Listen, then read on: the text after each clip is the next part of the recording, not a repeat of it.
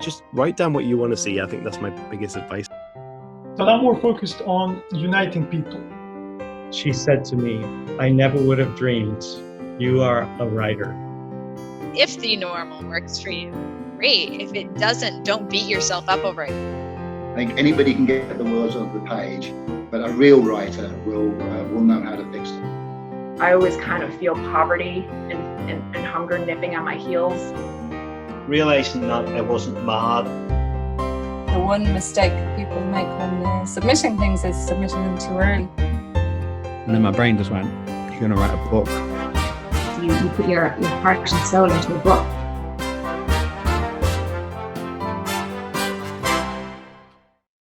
Hello, and welcome to the latest episode of Story of a Storyteller.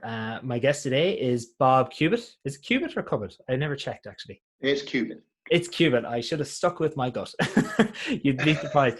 This is my sixth episode to record, and every time I forget to double check the pronunciation until I'm actually formally starting. So I'll get it right someday. Bob is one of the most prolific authors that we're going to have in this season of the podcast, with a total of 22 self-published books, some novels, some non-fiction. And we're going to get into all of that later, Bob. But first, how are you keeping today? Very well, thank you very much. Nice, bright, sunny August day over here in England. Lovely, lovely. It's nice and sunny over here as well, but it's not warm. So I'm just going to have to put up with having full trousers on instead of shorts. So first, Bob, my first question, I was going through your kind of website and checking everything out, and I noticed that you grew up in an army family, which is very different from my experience and from the experience of anyone else I've interviewed. Can you tell me a bit about what that was like growing up? Until I was about 7 or 8 years old, so it's fairly young in my life. But by the time I was that age, I'd already been to the far east and back. Well travelled. We lived in several houses, so it was always quite hectic. There was always the risk of having to pack up and move at a moment's notice, which was going to come in handy for later life, as it happened. I didn't know that as a little boy, but later in life it was going to be very useful as well. Don't worry, I'm not on the run or anything. It's just the way my career worked out. But if you ever were on the run, you're well used. If I ever were on the run, I can move at a moment's notice. Not so bad. And are you an only child, or did you have brothers? No. I've got two younger sisters who were both born when we were living in the Far East. Oh, nice. Born in a British military hospital, and I've got an older sister as well. Oh, okay, all right. So the only boys, you must have been well spoiled. Only boys. I was henpecked all my life. And was storytelling and stories a big feature of your childhood? Like, did you read a lot? Were you encouraged to read by your parents? That kind of thing. I read huge amounts, pretty much from when I started school and learned to read right the way through. I still read a lot today. I remember when I was about 11 years old, I used to go to the library every Saturday morning. It was about a 3-mile round trip, and I had to walk because my father was working and my mother didn't drive. And I did that trip 3 times in one day, because they would only let me take out one book at a time. So, I was getting through 2-3 books a day at that age. Shorter books, obviously, they're children's books, but it was the quantity that they continued. Don't read that many books now, but certainly getting through a couple of months, I would think. Yeah, I find that as people get older, our choice of books tends to get longer and deeper. Do you know what I mean? So, like, children will read 5-6 books a week because they're short and quick and snappy, whereas adults, we tend to really like tomes as opposed to books. Absolutely. It took me quite a while to get through Wolf Hall, which I was reading a couple of months ago, because that's a fairly meaty volume. Yeah. It's nice to know that was always there, and that's something that's coming up a lot in all these interviews, that the majority of writers were avid readers as children, and then it kind of it carries through to adulthood. Absolutely. Yeah. Did you ever tell stories or make them up or write them as a kid?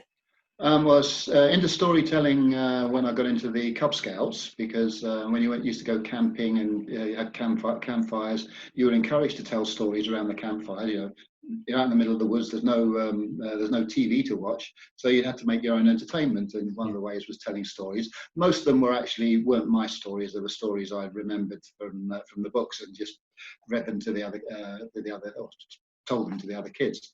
But I suppose about 11 or 12, I started writing my own short stories. I wouldn't say they were particularly good or particularly clever, but it was never a problem when I had to write compositions or essays at school. I could get down, I could focus, and I could produce something reasonable within the allotted time span, which I was annoyed at some of the other kids because they were still sat there chewing on their pencils and I was scribbling away. So it was never really a problem. I had an imagination from an early age.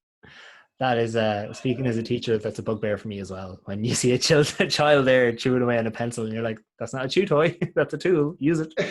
And speaking of teaching and teachers, were there any teachers in your life that, saw something you wrote and took you aside and say, hey, this is really good, this is something you should pursue? Yeah, in my GCSE year, one of the we'd been given a task of writing something. It could be fictional or it could be factual, and I wrote a 2,000-word short story that I'd been thinking about previously. And the teacher called me up after the lesson. He didn't embarrass the kids in front of the class by making them read it out or anything. But he called me up afterwards and said he'd enjoyed it and found it interesting, and and was very encouraging in that respect. It's probably the only one that ever did that. But the others came in the form of good marks on for work and on homework and stuff like that as well. So the underlying encouragement was there, even if it was never said out loud. That's a really good point, because I do think underlying encouragement actually can sometimes have a much longer lasting effect. Like obviously we always remember the one teacher or person that said, wow, this was really good and well done. But if you don't have that bedrock of constant, keep going on it, you're really good and all that kind of thing, it can affect you for a long time. Indeed, yeah. So then bring us forward a bit. You just mentioned you had that bit of encouragement in your GCSE year, which is it's not always your final year in the secondary school system. I was 15. Yeah. So, and I was actually leaving school that year too, because I was going to be joining the Air Force. That was my question. Growing up in an army family, did you feel like, was that a choice that you made on your own bat, or was that something you were it was a choice in as much as I was being guided into a military career by my father. He wanted me to join the army, but I think typically teenage rebellion in the background there, I wasn't going to be put into the army. So I said, no, I'll go for a career in the Air Force, and that's what we did in the end, or that's what we followed up on. And was your father still active in the British Army when at the time? Not at that time. He retired in 1961. This was 1966, 67, 68 when I joined the Air. 68 was when I joined the Air Force. He'd left the army in 1961, but stayed in as a territorial army, which is the reserve forces. And he'd stayed in that for another 3 years. So the connection had stayed there for a while. But obviously, and so therefore the army was always in the background right up until 1965, 66-ish.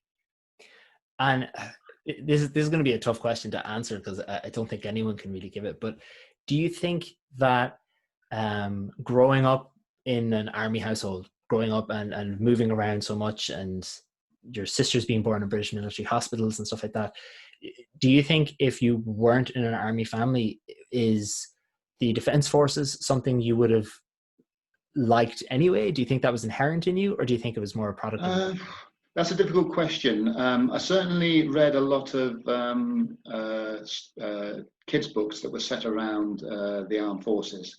Because this is, as I say, we're still 1960s. We're only 20 years after the Second World War had finished. Less than that since the Korean War. There was various bits of turbulence going around in what was the old empire as that started to fragment and turn itself into independent nations. So there was always news on the TV about military operations somewhere around the world. In fact, 1966, I think, there was a very brief spell when the British Army weren't involved in an active service in some way. I think it was actually so significant it actually made the news. So there was always that military background to the news stories anyway. And I think that probably coloured my thinking one way or another. Yeah, that's I never realized that there was so much different kind of things constantly going on. You know, of course, everyone knows the big, huge wars, but we forget about the smaller little things. And of course, there was plenty of small wars going on as well. Yeah, and of course, the liberalization of all the countries from that were in the empire. Like, there's something constant nearly. A lot of those were peaceful, but one or two of them weren't quite so peaceful. Yeah. So, what? Just before we start talking about writing and stories and everything, what do you think was your proudest achievement during your time with the British Air Force? I think probably towards the end of my career, in the late 80s, early 90s, I was leading a team of logistics personnel on a frontline station in Germany. That was particularly high profile. The Cold War was still going on at that time. It hadn't come to an end. The Berlin Wall came down during my time in Germany. So Wow. there was always that tension that a war could break out at any moment, and it would be, we were at the sharp end of it. So being able to work with a team of professionals doing our job, the job that we've been trained for so long and hard to do, it really sort of raised your personal profile, your feelings of self-confidence, your feelings of achievement, because it was a really good job to do as well. Really exciting a lot of the time. Some of it was tedious, but a lot of it was quite exciting. That's amazing. So were you in the country? Were you anywhere near the Berlin Wall when it fell? No, funnily enough, I'd actually been to Berlin on a visit, actually to attend a meeting just about 6 months earlier. So I actually went through Checkpoint Charlie, saw the Russian soldiers stood there with their rifles and inspecting our passes and all that sort of thing. That was about 6 months before the wall came down. There was no feeling that it was at that time. It all happened so suddenly that there was no feeling that it was actually going to happen quite soon. Nothing at all to indicate that was going to happen. So, a few weeks later, we went up on a tour that the service personnel were encouraged to go up on tours along the East German border, so you could see the fences and the guard posts and everything that we were being told was so oppressive about the regime, so we could actually see it for ourselves and see that it would be pretty difficult for anybody inside that fence to actually get out and come over to the west. Yeah, that's crazy. And what's also crazy is like to have been there in the reunification of a country. It must have been we saw it on British television, we saw it on German television, we were right close to the Dutch border, so we saw it on Dutch television. It was all happening around us. And of course, a lot of the people, we lived in a German community, so all the Germans around us were tremendously excited about what was happening in their country. They were going to be one country again after so long, and they were really excited about it. That's amazing. It's so real. I didn't realize you were there. That's news to me. On the other side, it encouraged me to leave the Air Force at that point, because I realized that you don't need a big, powerful Air Force if you've got no enemy anymore. And the enemy was pretty much falling apart in front of our eyes. Yeah.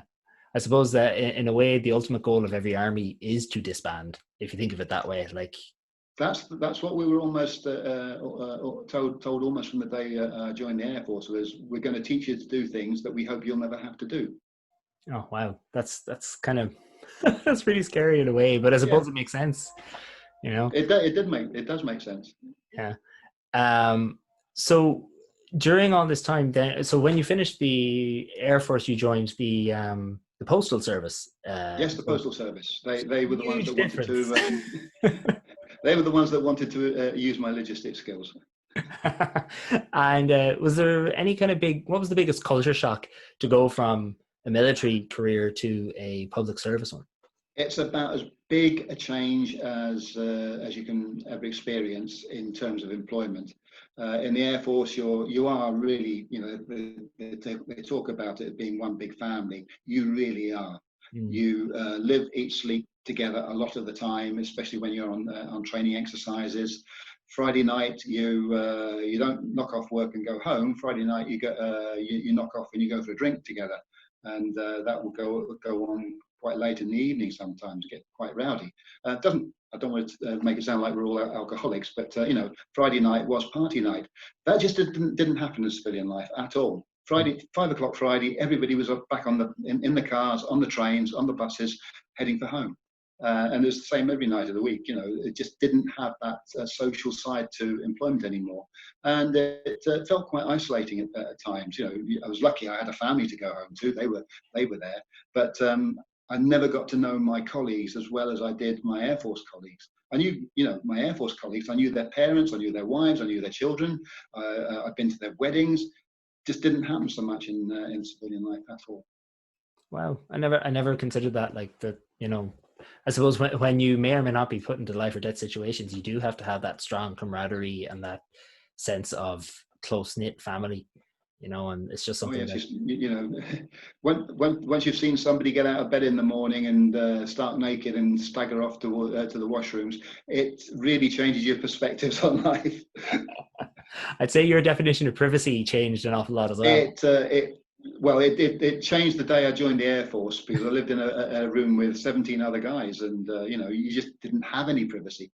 Yeah, that's another big culture shock, I'd say, as well. It was a huge culture shock. Even coming from a military family, it was a culture shock. Yeah, that's so crazy. So, during your years in the Air Force, I'm assuming you wouldn't have had a huge amount of downtime to be creative and to start writing. So, did that start while you're working with the Postal Service, or was that something that happened after? It had started when I was in the Air Force still. Every station has a station magazine, and they're always looking for content. So I used to write little bits for them, tried to keep it humorous rather than serious, and most of them were published, not because they were good, but just because they filled a few column inches. But the big change came between leaving the Air Force and joining the Royal Mail. I had a year unemployed, and I was determined to do something constructive with it. Can't spend all day every day filling in job applications. Just even those high unemployment at the time, there just weren't enough jobs to apply for on any one day. So we had an old typewriter. I bought myself a packet of A4 paper, sat down and decided to write a book, and that's what I did for the next 3-4 months, I think, tapping away on a typewriter. It must have driven my wife up the wall to hear that tapping away all day, every day. And what happened to that book that you wrote? It got buried at a crossroads at midnight with a stake through its heart. It was absolutely terrible. But it got me started, and it got my passion for writing. Really ignited my passion for writing, even though it wasn't that great. But I learned a lot from doing it. I learned mainly to use Tipex, I have to say, but no word processors in those days. You couldn't just scrap a page and rewrite it. You had to blank it out and then overtype it. That's actually something I talked briefly about in another interview with will be an episode after this, with a woman called Julie, and her boyfriend, her husband, gifted her a typewriter, and she started writing on it. And I started panicking, thinking, but I can't fix things really easily. I cannot imagine having to write with a typewriter. So fair play for doing anything on one. You have no idea what a cut and paste option does to your life. It's very liberating. Very liberating. So then, that you wrote that book, buried it at a crossroads with a stake through its heart, and told no one about where it was buried. I actually mentioned it at my job interview, my soon-to-be manager said that was evidence of me self-starting. You know, we hear this phrase in interviews. Tell me about how you're a self-starter, self-motivated. So I told him that story, and I think it clinched the job for me. Oh, wow. Well, then it did some good. It did some good in that way. So, did you write ever during your time working with the Postal Service, or little bits and pieces? Again, we have. I was writing for logistics journals and internal magazines, that sort of thing.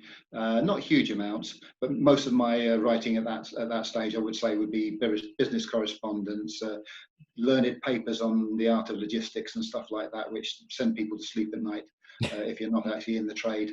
But it keeps your hand in, of course, the actual skill of writing. Yeah, I think that's a really good point, because just because you're writing fiction one minute and nonfiction the next doesn't mean that there's a lot of overlap between those skills. You still have to create. But believe me, some of the reports I wrote were more fictional than I would have liked. Well, then it worked out. It works out. So, when did you retire from the Postal Service? That was that was 2007. I left them. Okay. Been with them for 19 years. They were offering voluntary redundancy at quite beneficial rates, so I thought I'll have some of the money. I had thought about retiring at that point, but after 3 or 4 months of being unemployed, I decided I wasn't quite ready for retirement, so I started applying for new jobs. And I went back to my home, career home, if you like, and went to work for the Ministry of Defence as a civilian, as a civil servant in their logistics division. Okay. And then at what point did you leave that and start looking at writing? I only stayed with them for about 3 years. There was a life event in our family which changed my thinking a little bit, and I took retirement at that time. Well, I say retirement, I took up a new career as a novelist at that time. Yeah, I think that's the nice thing about being a writer is like it's you're your own boss, and like you can be semi-retired or retired or not and still be a writer or a novelist or whatever. I'm actually probably busier on a day-to-day basis now than I was at some points in my actual working life. Yeah, well, it stands to you. I think that's a really good thing. So I was looking through your 22 book long list on Amazon, and I noticed you published your first 3 books all on the same day, on the 10th of October 2014, and they were, I'm so glad you asked me, The Inconvenience Store, which sounds hilarious, and The Deputy Prime Minister. So what was your first book out of those? The first one was The Inconvenience Store. Oh. I still am a very great Terry Pratchett fan, and I thought the idea of a store that was a shop that was inconvenient to use would be just his sort of thing as a plot device. So I looked up his the name of his agent and emailed him and said, I've got this great idea for this, and emailed him the idea. And he said, well, he emailed me back and said, sorry, we can't actually do that because of accusations of plagiarism. Terry Pratchett has used things in his books which people have tried to claim they created, they came up with the ideas, so we can't actually do that. And I thought to myself, well, I'm going to, I like this idea. I'm going to do something with it. And I sat down and started writing that story of the idea of this place where whatever you go in and buy, it's going to turn out to be very inconvenient for you.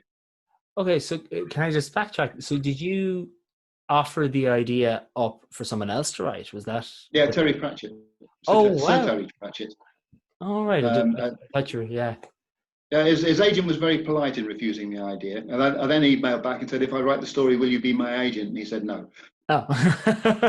Well, didn't hurt that. But it didn't stop me writing the book anyway. Clearly not. So that's interesting. So I suppose in a way, if that idea was taken up by Mr. Pratchett and he wrote it, you probably wouldn't have gone down that road. I wouldn't have got that book out of it, no, because I couldn't use the same thing because everybody would think I'd stolen his idea. Yeah. So once you took to writing I know you already had that year in between the Air Force and the Postal Service where you wrote, but now you're like, right, okay, I'm going to write this book. So what way did you consciously improve your writing once you got to that point? You're there starting to write. How did you make that Well, I think the big skill I learned at that time was the ability to self-critique what I'd written and then redraft on the back of that self-critique. I could see, I got through the first draft in probably about 3 or 4 weeks. Wow. I type quite quickly. I'm fortunate that way, and the words just seem to go from there to there without any conscious thought intervention whatsoever. I speak that way sometimes sometimes as well, and that gets me into trouble. But I was able to get the words onto the page without too much bother. But then, of course, I had to, when I went back and reread it, I thought, well, that doesn't sound very good. That conversation doesn't sound right.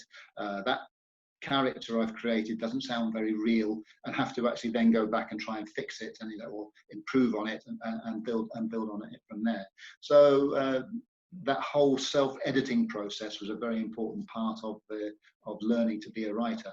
I think anybody can get the words onto the page, but a real writer will know how to fix it.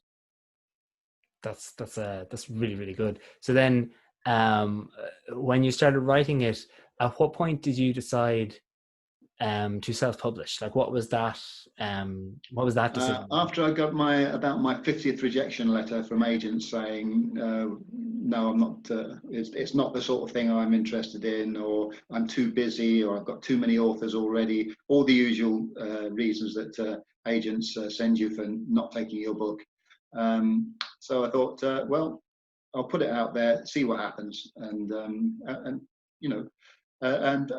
fortunately, Amazon had just launched its self-publishing tool at that time, and that allowed me the freedom to actually put the book out there on their platform.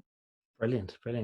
Because I do know, and I think that's something a lot of self-publishers or indie authors or whatever you like to call yourself don't realize, is that before Amazon started that up, anyone who self-published had to have a load of money and then actually print. Yeah, you had to pay a printer to print it, bind it, put it all together again, and then you had to buy the copies and go around from shop to shop saying, would you like to sell this for me? Yeah. And the usual outcome of that was people had sheds and attics full of unsold books. Thanks to ebooks, we don't have that problem anymore. I do have quite a lot of paperback copies of my books upstairs. If anybody happens to want one, I'll be happy to sell them one. But of course, but ebooks, we don't get left with the ones we can't sell. Yeah, it's a little bit more freeing, I think. Yes, it's liberating. Very much a liberating thing. So, what was the thing that made you go, like you said it was a large family or life event? So, was it through encouragement from your wife or your family that made you decide, right, I'm gonna leave now and I'm gonna start writing? What was it that got you to start?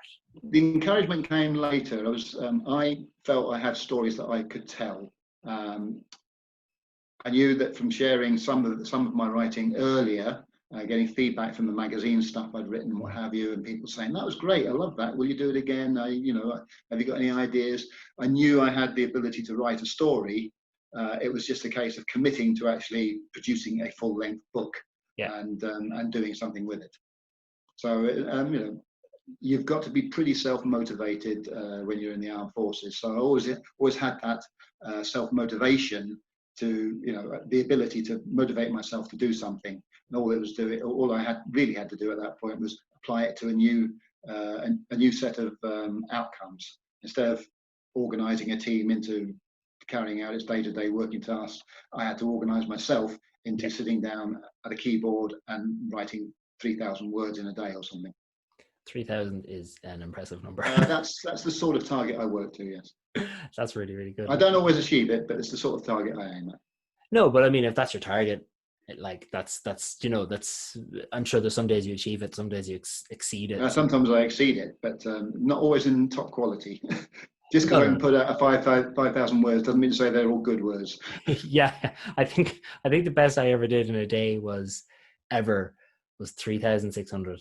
And I remember tweeting it saying, I can't believe I've broken a personal best, 3,600 words. I'm not saying any of them are good, but they're there.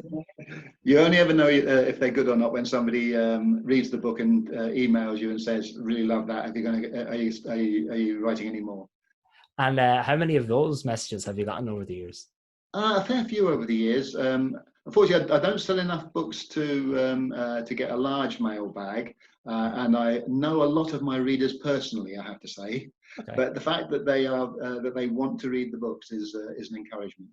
That gets me sat down in front of the screen again, writing the next book.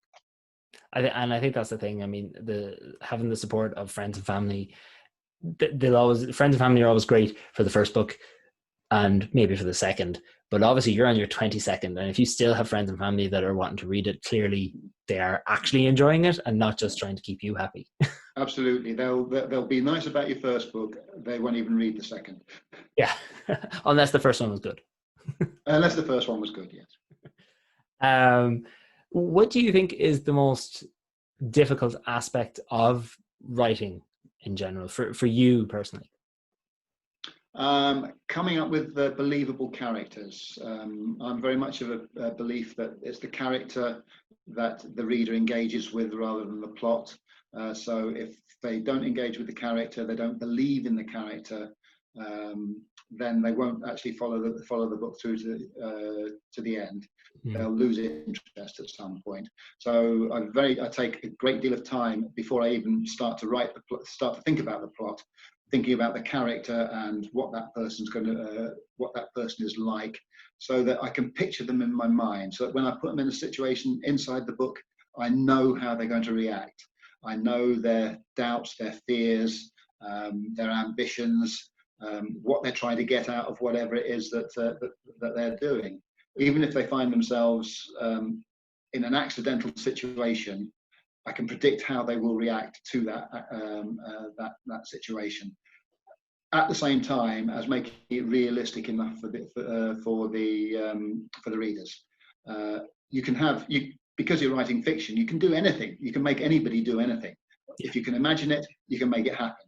But making it believable for the reader, that's the hard part. Yeah. Yeah, and I think you've hit the nail on the head there. You do have to, I like, because I know you write huge variety of genre, which we'll come to now in a minute. Like you have sci-fi, and then you have more realistic fiction in terms of you have some army fiction in there and some military fiction.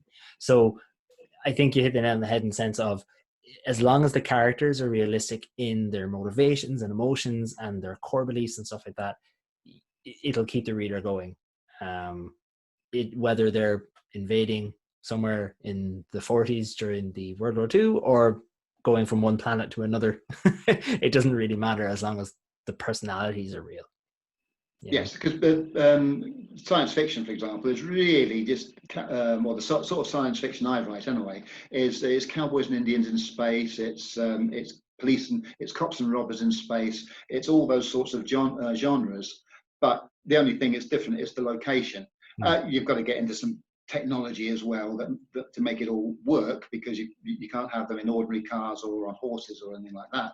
But it's still the same basic adventure story. So it's the character again in a slightly different situation, doing something that the reader wants to find out about the outcome of. Are they going to live? Are they going to die? Is it going to all end happily ever after, or is it going to be a complete disaster? And those sort of normal storytelling tricks that we authors use. Yeah, exactly, and that's something, because my family, my parents, particularly my dad, really dislikes anything, whether it's film or TV or book or anything, if it can't possibly happen. And I'm always like, but that's not what we fans of science fiction or fantasy and stuff, that's not what we're reading or watching them for. We're reading and watching them for the characters and for them dealing with these fantastical, impossible situations. Yeah, if you've got a believable character, the authors of that genre will go with all the rest. They'll suspend their disbelief. Yeah. And that's what it's all about. You know, there's no such land as Mordor, but millions of people believe there is, well, at least they believe that there is while they're reading the books. You know, There's no such there's no such place as Hogwarts. But you try telling that to some people, because they believe that they are members of Slytherin house at Hogwarts. Exactly. And not even that, like, I know for me, one of the reasons I like Lord of the Rings, seeing as you brought it up so much, is less to do with the elves and the dwarves and the magical ring and all that. It's more to do with watching Frodo carry such a burden and having to sacrifice so much. And that's, I think, what we're both saying, is that it's Absolutely. It's the development of the character through the story, the way they grow, the way they tackle the disasters and everything that comes across their paths, and come out of it at the end as a different person. It's quite clear that the Frodo Baggins at the end of Lord of the Rings is not the same as Frodo Baggins at the beginning. And as the reader, you get to watch that change over 3 volumes of quite interesting story. Exactly. So, what was it like when you can you bring us back to the 10th of October 2014, when you went onto Amazon, you signed up, and you uploaded not 1, not 2, but 3 books, which I think is so impressive, to have 3 books ready to go on the one day. Like, what was that day like for you? Did you? It was a sense of trepidation. Would anybody ever read any of them? Would they sink without trace? I thought for a long time that they were going to do that, and then I realised that nobody was going to stumble across them by accident. Having written the book, I was going to have to put even more work into actually marketing them, bringing them to people's attention. And that's when I started getting heavily into Facebook and Twitter and those sorts of things, and starting to do presentations to reading groups at libraries and those sort of things. So you can get the product in front of the people, not to brag about it, just to say, here it is. Read it if you want to, don't read it if you don't want to, but it does exist. Please take a look. Yeah. And I think that's something that every author struggles with, because to come to writing as a career choice, it's because you want to tell a story, you want to be creative.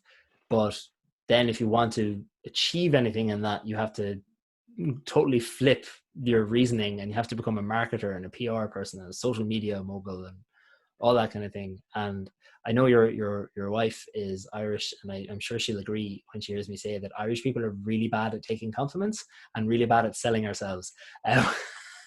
So it's something I'm really struggling with, to be able to say, hey, I wrote a book, check it out, it's really good. Whereas inside, I feel like just saying nothing and just being like. I think it's not just Irish, it's British as well. We're brought up to believe that modesty is a great virtue. So when we're required to put ourselves out there and promote ourselves, it doesn't come naturally to us. Well, to some people it does. You know, there are definitely people we know that have no problem promoting themselves, but for a lot of people, it doesn't come naturally. Yeah. And I think there's a classic story of you know the shop Primark, I'm sure here in Ireland it's called pennies, where if somebody compliments your clothes, it's never a thank you, it's, oh no, I got it in pennies. Like, yeah. Everything's got to be underplayed. Exactly. And that's so how do you overcome that for yourself to get your books in front of people? Like well, I think having a good blurb starts with that. So it's on the website.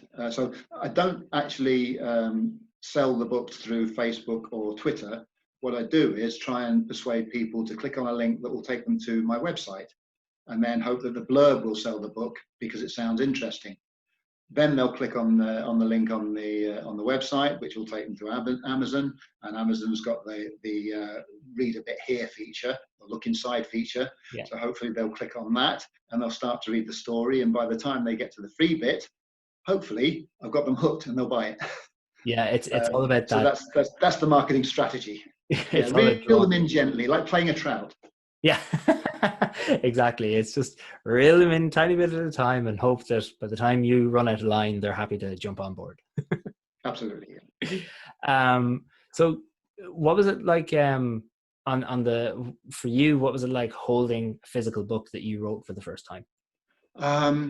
It was emotional. there was several months of work contained within those 2 thin cardboard sleeves. I didn't actually go into paperback immediately. I waited to see what the reactions would be to the ebooks first. And once I'd sold a few copies of those, I then went into the paperback side of it. Because I think my thinking was that ebooks were going to be the big thing, therefore I didn't need paperbacks. But the reality is that ebooks probably only take up 10-15% of the market. I think it is now, something in that region.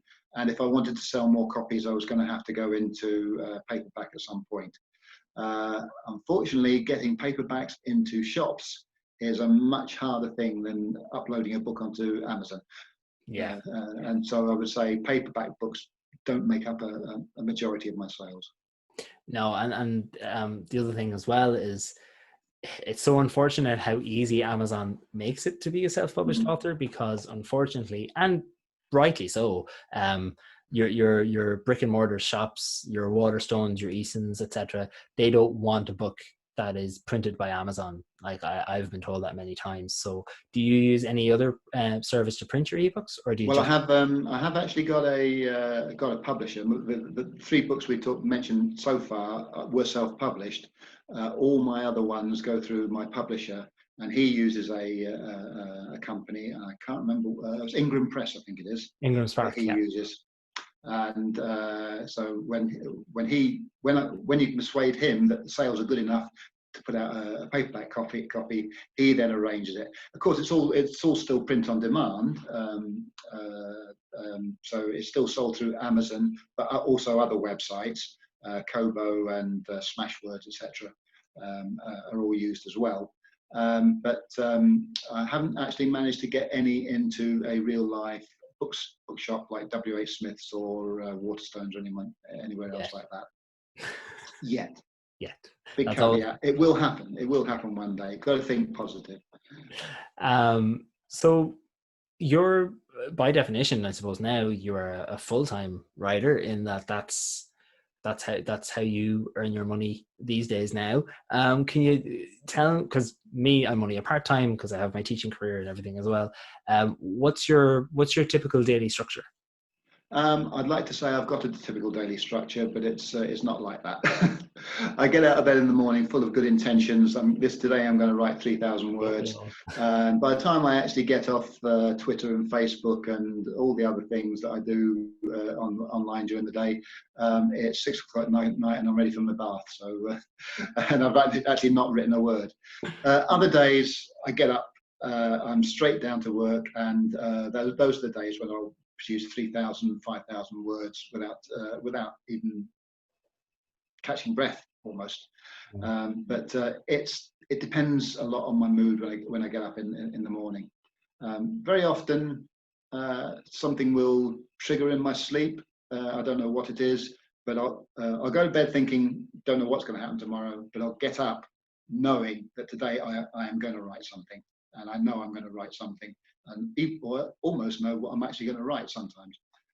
So that kind of brings me on to a question I wanted to ask you, because I find it so amazing that you've written so many books. But what's your process like before you start writing? Do you just go, I'm going to do a science fiction and just start and see where it takes you, or do you plan, or is it somewhere in between?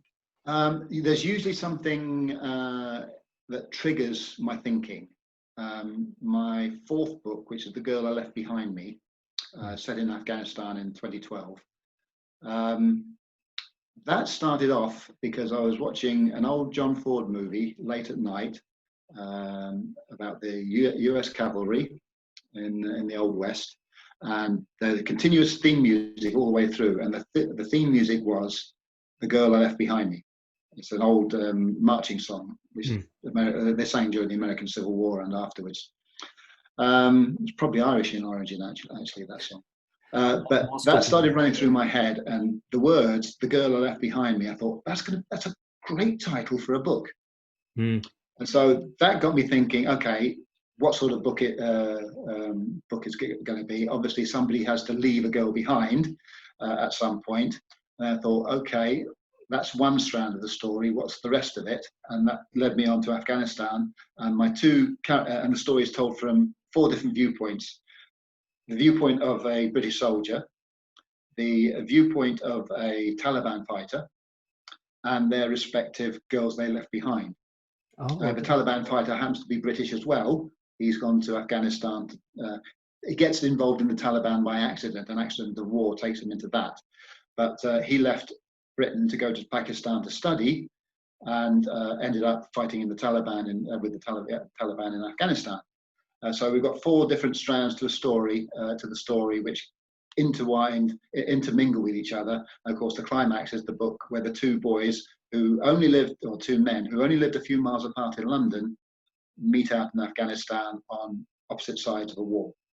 Wow, and that's really interesting that you decided to go for 4 perspectives of the one battle, or the one war, or the one whatever you want to call it, because usually when you're writing something military style, I haven't read a lot of military books, but any that I have, it's very, it makes the enemy very other, and it's real goody versus baddie.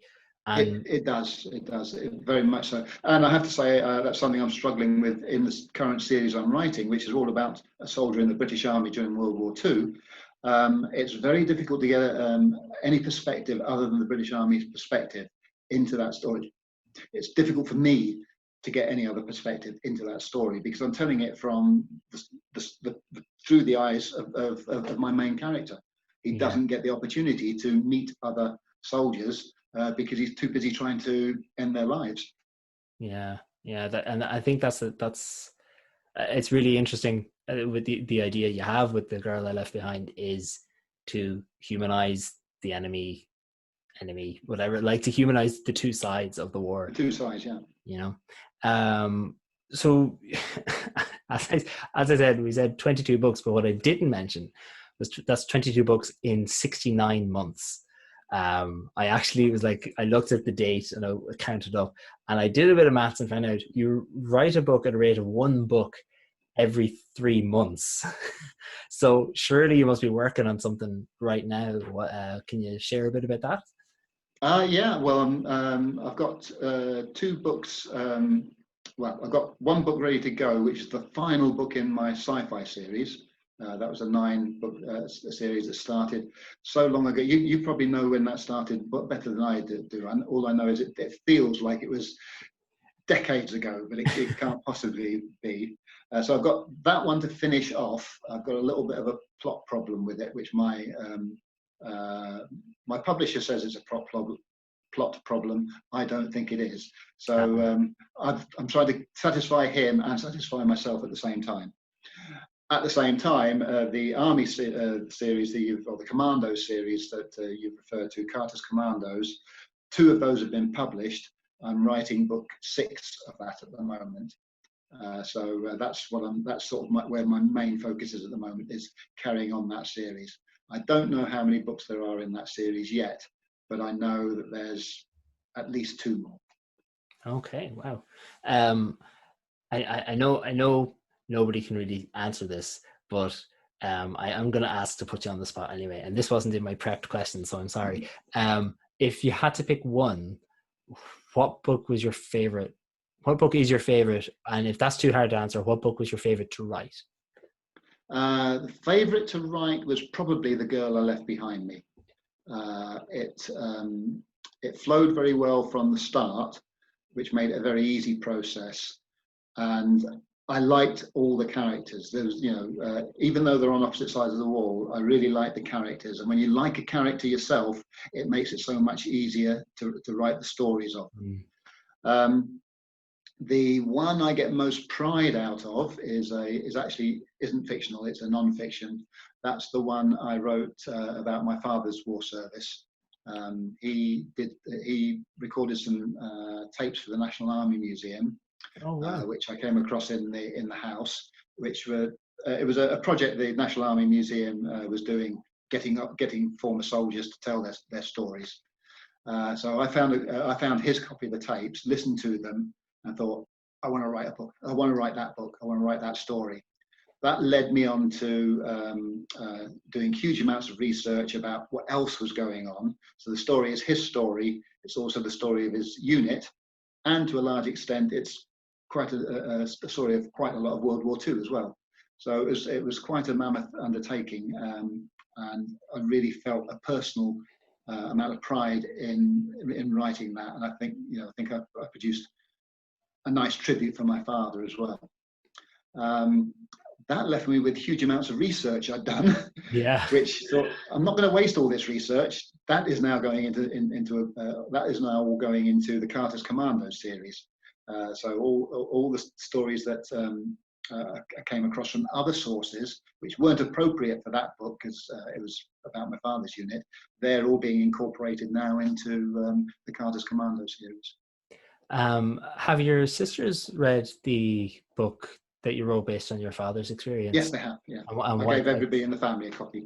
I'd say they found it very, like, I can't imagine reading a book about my parent, let alone writing it. Like, what was their response to that? Well, they said they loved it. They may again have been, because they're relatives, they may be being kind, but they do seem to really like it. And I know my nephews have read it, and they knew my father quite well. So they know more of the story now than they did before. So it seemed to have gone down pretty well in the family. Nobody's come back and said, "No, you've done a rotten job there." So at least that's encouraging. You're reminding me of my mother's mother, who she was actually a nurse in London during World War II. Mm-hmm. And it always bugged me. She passed away in 2005, and it always bugged me that I never knew that when she was alive. I actually found that out the day before her funeral, and I was a huge history buff at that age, and it always bugged me. And it's just, so it's I think it's really interesting that you got to delve into a relative's past in that kind of way, because that's something I wish I could have done.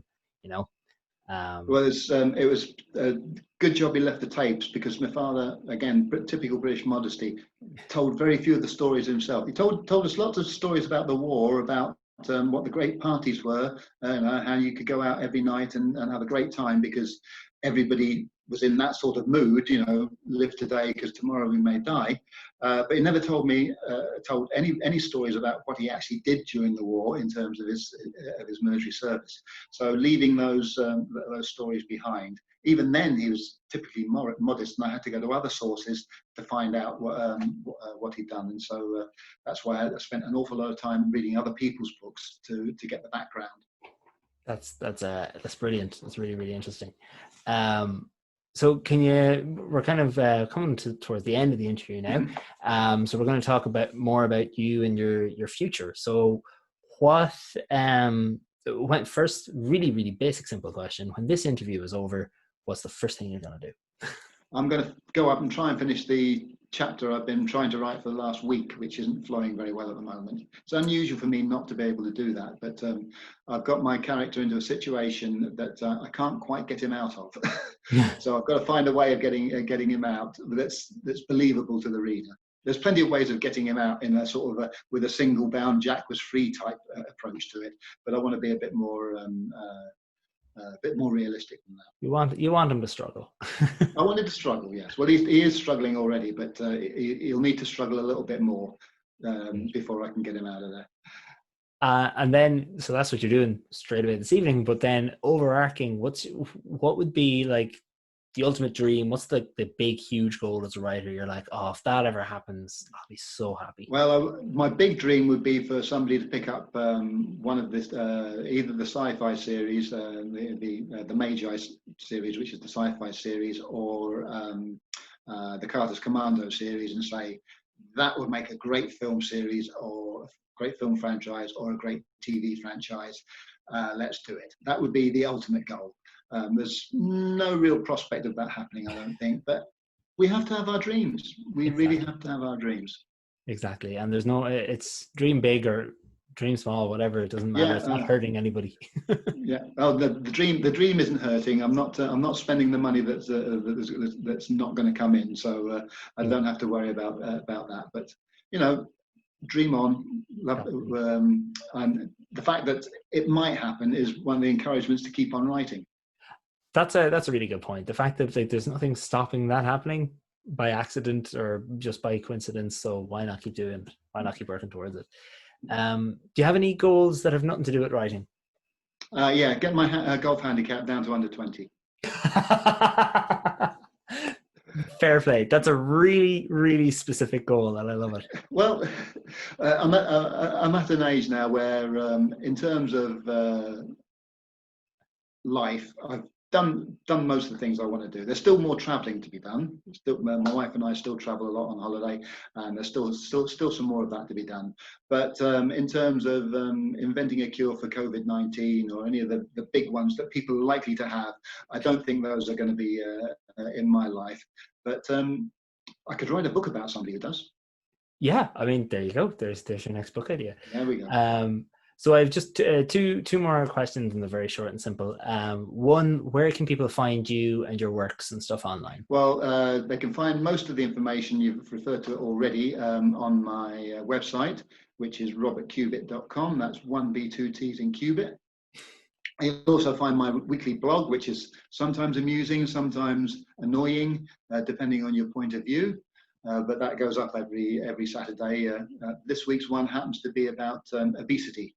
The government has announced plans to try and reduce obesity amongst the British population. And having been on a diet for 14 months, I decided to weigh in on that particular topic. So that's the sort of thing I write about sometimes. I do a lot of book reviews. So if somebody wants to suggest a book that I should read and then review it for them, I'd be happy to do that. Always happy to do that.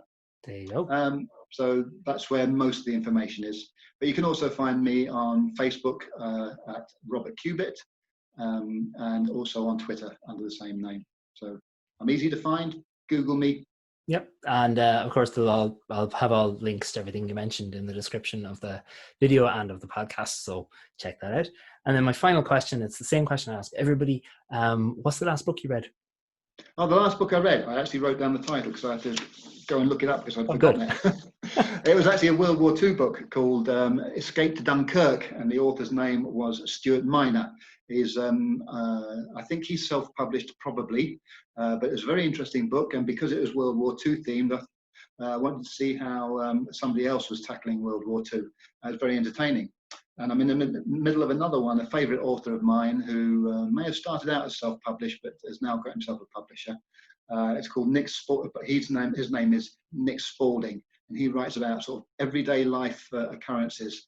And the one I'm reading is about computerized dating. It's called Mad Love. Oh, okay, very good. Bob, thank you so much for this. This has been really interesting, and it's so interesting to meet somebody who has such a varied history and everything, and didn't just start writing straight away. You know, you've been all over the place, so it's been great fun talking to you. Well, thank you very much for inviting me, Conor. It's been a great experience. Brilliant. Thanks. See ya. Cheers.